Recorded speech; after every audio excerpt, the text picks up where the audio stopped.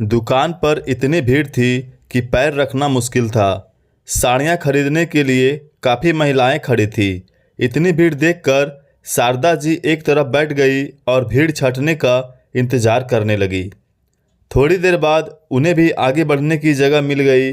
वो वहाँ जाकर बैठे ही थे कि सामने उनकी पुरानी पड़ोसन कविता जी बैठी हुई थी। दोनों की नज़रें मिली और दोनों उठकर खुशी से एक दूसरे के गले लग गई।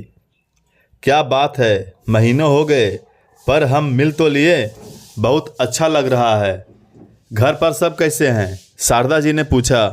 सब कुछ अच्छा चल रहा है। तीज आ रही है तो बहू के लिए साड़ी खरीदने आई थी, कविता जी ने कहा। हाँ, तीज आ रही है तो मैं भी अपने लिए साड़ी खरीदने आई हूँ। बड़ा मन है एक चटक हरे रंग की बनारसी साड़ी लूँ। काफ़ी दिनों से इच्छा हो रही थी तो आज आ ही गई, शारदा जी ने जवाब दिया। तुम भी ना शारदा, ये तो बहू बेटियों के पहनने के दिन है। तुम साड़ी लेकर क्या करोगी? अब तो सास बन गई हो, जो भी पास में हो वो पहन लेना, कविता जी ने कहा तो शारदा जी को आश्चर्य हुआ। सास बन गई हूँ तो क्या हुआ? मेरी खुशी भी मायने रखती है। नया कपड़ा सभी को अच्छा लगता है। फिर सास बनने से मेरी ज़िंदगी तो नहीं रुक जाएगी ना। मैं पहनना और ओढ़ना कैसे छोड़ सकती हूँ? हाँ बहन, तुम तो अभी भी हीरोइन की तरह रहती हो। प्रेस की हुई साड़ी, अच्छी सी hair style, matching purse, lipstick, चूड़ियाँ और घड़ी। लगता ही नहीं कि तुम भी सास बन गई हो, कविता जी ने शारदा जी से कहा। शारदा चुपचाप सुन रही थी, फिर बोली, अच्छा ये बात बताओ कि सास दिखने के लिए क्या करना होता है? तुम ही बता दो। फिर कविता जी को ऊपर से नीचे निहारते हुए बोली, कुछ कहने की ज़रूरत नहीं है, मुझे साफ दिख रहा है। तुमने तो बहू आते ही खुद को बदल दिया। बहू आने का ये मतलब नहीं है हम खुद को लाचार, बेढंगा और बेरंग दिखाएं। हमारे जीवन के अपने रंग हैं।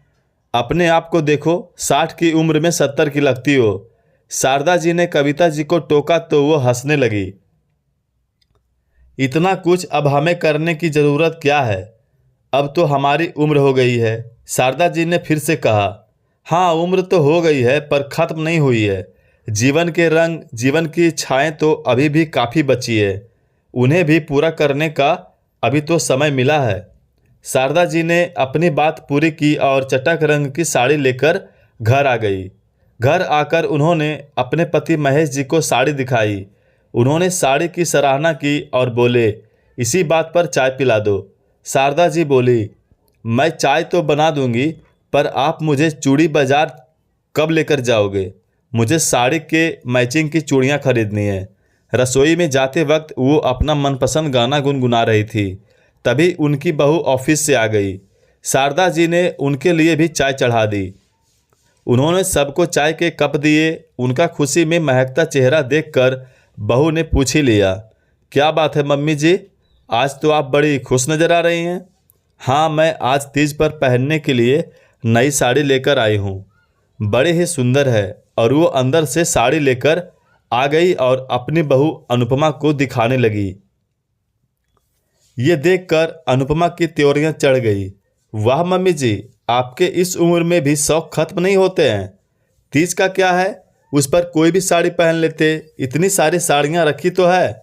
एक तो इतनी महंगाई है और आपके खर्चे हैं कि ख़त्म ही नहीं होते हैं। फिर आपको इस उम्र में भी अब क्या करना है? आपकी उम्र की तो महिलाएं राम नाम की माला जपती हैं और आप हैं कि अभी तक इन साड़ियों और चूड़ियों और इन साज सज्जा में उलझी हुई रहती हो। तीज कोई बड़ा त्यौहार तो नहीं है।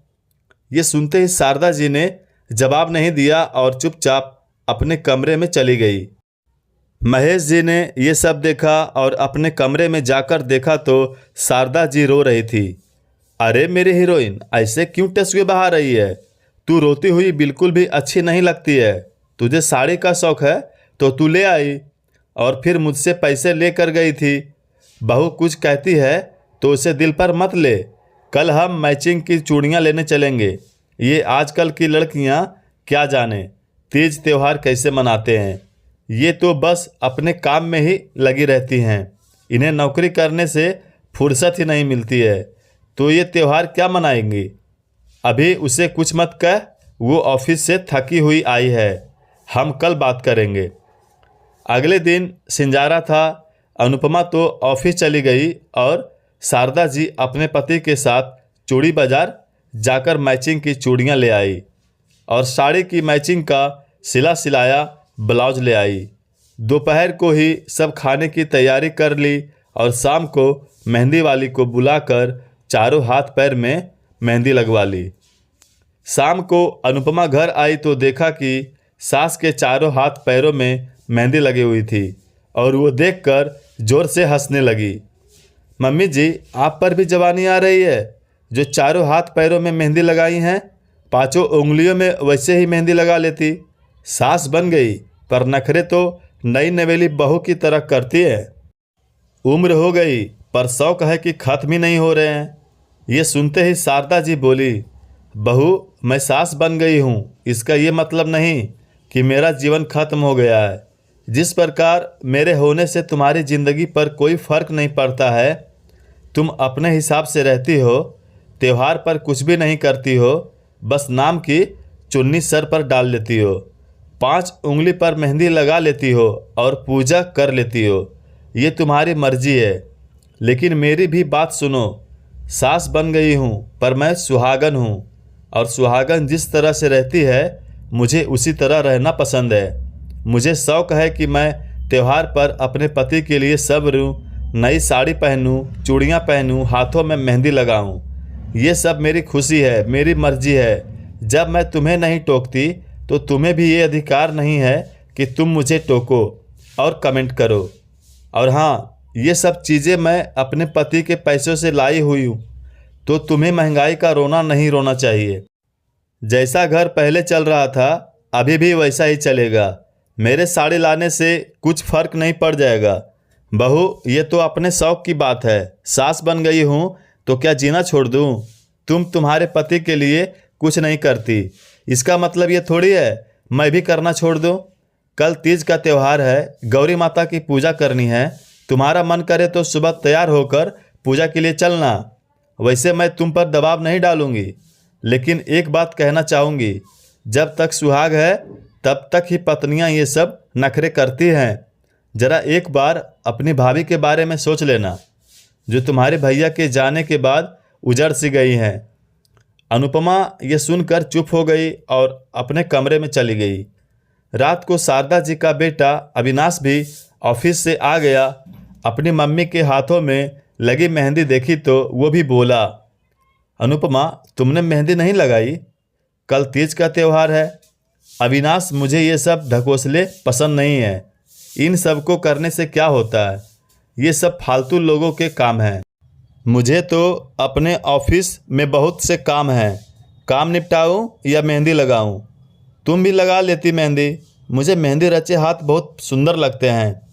वैसे भी कल तो रविवार है, छुट्टी है, पूजा आराम से हो जाएगी, अविनाश ने कहा। अनुपमा और अविनाश की शादी को कुछ ही महीने हुए हैं। अनुपमा एक मल्टीनेशनल कंपनी में काम करती है और व्यस्त रहती है। उसे इन सब का ज़रा भी शौक़ नहीं है और अविनाश ने शुरू से अपनी मम्मी को ये सब करते देखा है तो उसे बहुत अच्छा लगता है। रात को अविनाश तो सो गया, पर अनुपमा की आंखों में नींद नहीं थी। उसके बड़े भाई और उनमें से 4 साल का अंतर था। नेहा भाभी जब आई थी तो बड़ी सजी धजी सी रहती थी। उन्हें कपड़ों, गहनों, मेहंदी का बड़ा शौक़ था। नित्य नई रंगीन साड़ियाँ खरीदती रहती थी। हंसती मुस्कुराती भाभी सबका दिल जीत लेती थी। शादी को 5 साल ही हुए थे कि एक दिन बड़े भैया सड़क दुर्घटना में चल बसे। भाभी का जीवन ही रंगहीन हो गया। सारे शौक़ रखे रह गए। वो निराश रहने लगी थी। अनुपमा उस वक्त कॉलेज में पढ़ती थी। वो भाभी का दुख समझती थी। माँ को भी बहुत दुख पहुँचा था। उसके बाद तीज आई तो अपने सोने हाथों को वो देखकर रोती रही। माँ ने शगुन की मेहंदी लगाई तो अनुपमा ने टोक दिया, माँ, भाभी इतनी परेशान हैं और आपने मेहंदी लगा ली। हाँ, मैं तो सुहागन हूँ ना, त्यौहार है, बिना मेहंदी के कैसे रह सकती हूँ। बेटा नहीं रहा पर मेरा सुहाग तो जीवित है। अनुपमा को सारी बातें याद आ गई।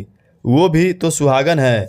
इन सब चीज़ों की कीमत उससे पूछो जिनसे उनका सुहाग छीन गया है। वो एकदम से उठी और रात को ड्राइंग रूम में गई और मेहंदी की कोन ढूंढने लगी जो शारदा जी पहले ही ज़्यादा खरीद कर लाई थी। उसने रात को ही 5 उंगलियां मेहंदी से लगा ली। सुबह जब अविनाश उठा तो उसके हाथों में मेहंदी देखकर उसकी आंखें भी खुशी से चमक गई। तभी वो बोली, मम्मी जी तो अपने लिए नई साड़ी ले आई और मैं क्या पहनूंगी? मेरे पास तो कोई हरी साड़ी भी नहीं है। तभी अविनाश अलमारी खोलता है और एक थैली निकालकर उसे दे देता है। अनुपमा झट से वो खोलती है तो देखती है उसमें साड़ी के साथ रेडीमेड ब्लाउज और मैचिंग चूड़ियाँ भी थी। अरे वाह, ये सब आप मेरे लिए लाए हो? आपको पता था कि मैं तीज करने वाली हूँ? नहीं, मैं कुछ नहीं लाया। ये सब तो मम्मी तुम्हारे लिए लाई है। तुम्हारी पहली तीज जो है। साड़ी पसंद आई या नहीं? बहुत सुंदर है। अनुपमा जल्दी से तैयार हो गई और शारदा जी के कमरे में गई। अपनी बहू को सजी संवरी देखकर उन्होंने तुरंत उसके काला टीका लगा दिया। मेरी बहू को किसी की नज़र नहीं लगे। मम्मी जी मुझे माफ़ कर दीजिए। मैंने आपको बहुत कुछ सुनाया और आपका दिल भी दुखाया। आपने तो मुझे कितनी बार बोला पर मैं आपकी भावनाओं की ही खिल्ली उड़ाती रही। अनुपमा, सुहागन होना भी ईश्वर का आशीर्वाद है। जो रीति रिवाज बन गए हैं उन्हें निभाने से हमें खुशी ही मिलती है। घर में सकारात्मक माहौल रहता है। सजी धजी पत्नी तो हर पति के मन को भाती है। बहू हर त्यौहार किसी न किसी कारण से मनाया जाता है। एक हमारे त्यौहार मनाने से हमारे पति भी खुश रहते हैं और उन दुकानदारों का परिवार भी खुश रहता है जिनसे हम सामान खरीदते हैं। ये तीज त्यौहार सबके चेहरे पर खुशी ले आता है। मैं अकेले अपने लिए ही साड़ी नहीं लाई थी। मुझे पता था तुम्हारा भी पहला त्यौहार है तो तुम भी नई साड़ी ही पहनोगी। वैसे भी सजना संवरना हम पत्नियों का अधिकार है। वो भला हम क्यों इनसे पीछे रहें? तुम नौकरी करती हो, तुम्हारे पास समय नहीं होता है, पर फिर भी तुमने रात को मेहंदी लगाई, सुबह उठकर तैयार हो गई, क्योंकि अपने सुहाग के लिए पत्नी कुछ भी कर सकती है। चाहे वो पढ़ी लिखी नौकरी पेशा हो या आम घरेलू महिला हो। माता ने हमें सुहाग दे रखा है तो हमें उनका सम्मान करना चाहिए। इसमें उम्र का कोई बंधन नहीं होता है। शरीर बूढ़ा होता है पर पति के लिए मन की भावनाएं कभी नहीं बदलती है। अनुपमा सब समझ गई थी। उसने शारदा जी के साथ मिलकर पूजा की और आगे से अपनी सास को सजने संवरने के लिए ताना देना बंद कर दिया।